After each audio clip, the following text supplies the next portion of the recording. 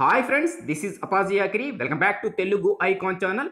Dare friends, ఈరోజు మనం ఈ వీడియోలో ఆంధ్రప్రదేశ్ రాష్ట్రంలో గ్రామ మరియు వార్డు సచివాలయ ఉద్యోగ నియామకాలకు సంబంధించిన రెండవ నోటిఫికేషన్ రిలీజ్ అయిందండి. అయితే ఆ పోస్టులకి అప్లై చేసుకునే విధానంలో ఓటీపీఆర్ ఐడికి సంబంధించి గతంలో అప్లై చేసుకున్న వాళ్ళు ఓటీపీఆర్ ఐడి కొంతమందికి మిస్ అయింది. వాళ్ళు సార్ ఏ విధంగా మేము ఓటీపీఆర్ ఐడిని మళ్ళీ తిరిగి మేము పొందవచ్చు, ఆ ఓటీపీఆర్ ఐడితో మేము అప్లై చేసుకోవాలి అని అంటూ ఉన్నారు. సో ఆ ఓటీపీఆర్ ఐడిని ఏ విధంగా పొందాలి అనే దానిపై మనం ఈ వీడియోలో వివరంగా తెలుసుకుందాం. ఈ వీడియో వివరాలకు వెళ్ళే ముందు please subscribe to Telugu icon channel. మన తెలుగు ఐకాన్ ఛానల్ని సబ్స్క్రైబ్ చేసుకోండి. రెడ్ కలర్లో ఉన్న సబ్స్క్రైబ్ బటన్కి క్లిక్ చేసి పక్కనే ఉన్న బెల్ ఐకాన్ క్లిక్ చేయడం ద్వారా మన తెలుగు ఐకాన్ ఛానల్ నుంచి వెలువడే మరిన్ని వీడియోలు వీక్షించండి.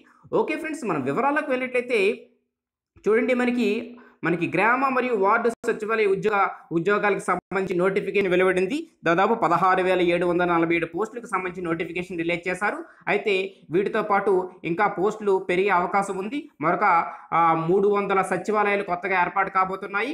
వాటిలో మరొక 300 ఇంటూ 10 అంటే 3,000 పోస్టుల వరకు కూడా పెరిగే అవకాశం కనబడుతూ ఉంది. సో కాబట్టి వాటిని కూడా ఈ నోటిఫికేషన్లో పొందుపరుస్తారు. సో ఈ తరుణంలో చాలామంది అభ్యర్థులు ఈ సచివాలయ ఉద్యోగాలకి అప్లై చేసుకుంటూ ఉన్నారు. అయితే ఈ కొత్తగా సచివాలయంకి అప్లై చేసుకునే వాళ్ళకి ప్రాబ్లం లేదు. ఎందుకంటే డైరెక్ట్గా ఈ గ్రామ సచివాలయం సైట్లోకి వెళ్ళి వాళ్ళు కొత్తగా అప్లై చేసుకోవడం కాబట్టి మరలా వాళ్ళు వన్ టైం ప్రొఫైల్ రిజిస్ట్రేషన్ చేసుకోవాలి. సో కానీ గతంలో అప్లై చేసుకున్న వారికి వన్ టైం ప్రొఫైల్ రిజిస్ట్రేషన్ అవసరం లేదు. ఎందుకంటే ఆల్రెడీ వాళ్ళు రిజిస్ట్రేషన్ అయ్యి ఉన్నారు కాబట్టి వాళ్ళకి ఓటీపీఆర్ ఐడి అనేది గతంలో అప్లై చేసుకున్నప్పుడు వచ్చి ఉంది. ఆ ఓటీపీఆర్ ఐడితో వాళ్ళు లాగిన్ అయ్యి వాళ్ళకి కావాల్సిన పోస్ట్ని వాళ్ళు అప్లై చేసుకోవచ్చు. అయితే ఆ ఓటీపీఆర్ ఐడి చాలామందికి మిస్ అయింది. అంటే వాళ్ళకి వచ్చిన మెసేజ్ డిలీట్ అవ్వడం, ఆ విధంగా వాళ్ళు నోట్ చేసి ఉంచుకోకపోవడం వలన ఆ ఓటీపీఆర్ ఐడిని ఏ విధంగా పొందాలి అని అడుగుతున్నారు. సో ఆ వివరాలు మనం ఈ వీడియోలో చూద్దాం. చూడండి ఫ్రెండ్స్, మనకి గ్రామ సచివాలయం .ap.gov.in అనే సైట్లో కానీ లేదా వార్డు సచివాలయం .ap.gov.in అనే సైట్లో కానీ మనం లాగిన్ అయినట్లయితే మనకి హోమ్ పేజ్ అనేది ఈ విధంగా కనిపిస్తుంది. వీటిలో చూడండి, నోటిఫికేషన్స్ ఉద్యోగ ప్రకటనలు అనే ఫస్ట్ మనకి చూపిస్తుంది. మనకి ప్రస్తుతం వచ్చిన నోటిఫికేషన్లు, పోస్టుల వివరాలు, ఏ కేటగిరీలో ఎన్ని పోస్టులు ఉన్నాయనేవి ఈ నోటిఫికేషన్స్లోకి వెళ్ళి మనం తెలుసుకోవచ్చు. అదేవిధంగా కొత్తగా అప్లై చేసుకునే వాళ్ళు ఈ 3 స్టెప్లు కూడా, స్టెప్ 1లో వన్ టైం ప్రొఫైల్ రిజిస్ట్రేషన్ చేసుకోవాలి. స్టెప్ 2లో ఆన్లైన్ అంటే సబ్మిట్ ఆన్లైన్ అప్లికేషన్ చేసుకోవచ్చు. స్టెప్ 3లో పేమెంట్తో చెల్లించి వాళ్ళు అప్లై చేసుకోవచ్చు. అయితే గతంలో ఎగ్జామ్ రాసిన వాళ్ళు, గతంలో అప్లై చేసి ఉన్న వాళ్ళు ఈ ప్రాసెస్ అంతా చేయవలసిన పని లేదు. వాళ్ళకి ఓటీపీఆర్ ఐడి ఉన్నట్లయితే డైరెక్ట్గా ఓటీపీఆర్ ఐడి ఎంటర్ చేసి వాళ్ళు ఏ జాబ్కి అప్లై చేసుకుంటారు, జస్ట్ ఫీజు పే చేసి వాళ్ళు అప్లై చేసుకోవచ్చు.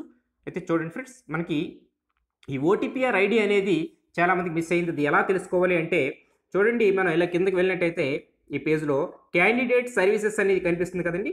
అందులో ఫస్ట్ ఇది download OTPR and submitted applications అని ఉంది. సెకండ్ది know your OTPR, forget your OTPR. కాబట్టి మనకు కావాల్సింది ఇదే.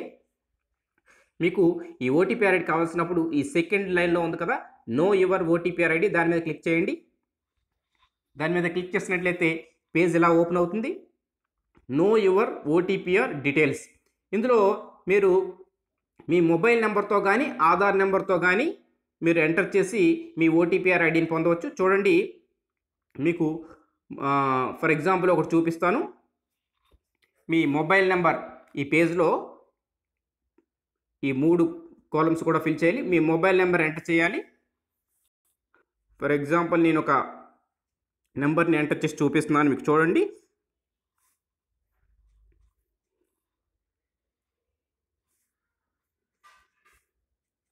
ఈ మొబైల్ నెంబర్ ఎంటర్ అయిన తర్వాత మీరు మీ డేట్ ఆఫ్ బర్త్ ఎంటర్ చేయవలసి ఉంటుంది.